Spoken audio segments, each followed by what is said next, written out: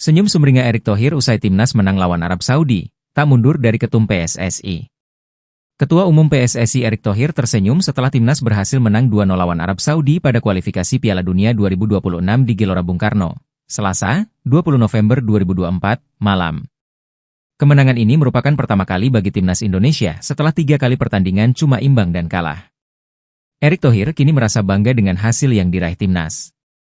Padahal sebelumnya Erick Thohir sempat tertunduk lemas setelah timnas dibantai 4-0 oleh Jepang. Kemenangan ini diraih berkat 2 gol dari Marcelino Ferdinand. Gol pertama dicetak pada menit ke-32, sementara gol kedua lahir di menit ke-57.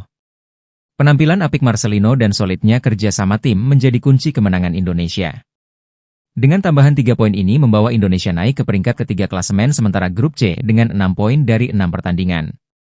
Di sisi lain, Arab Saudi harus turun ke peringkat keempat. Dan ketika berakhirnya pertandingan, pelatih timnas Indonesia, Shin Tae-yong, mengucapkan terima kasih atas kerja sama pemain yang telah solid membangun chemistry hingga menampilkan performa terbaik. Shin Tae-yong menyebut hasil membanggakan ini tak lepas dari dukungan supporter yang telah memberikan semangat dan euforia tak terlupakan selama pertandingan berlangsung. Bahkan Ketua PSSI, Erick Thohir, mengaku amat bangga dengan hasil yang sangat diharapkan ini. Setelah dibantai timnas Jepang dengan skor 4-0, akhirnya timnas Indonesia mampu memberikan kemenangan pertama pada laga ini.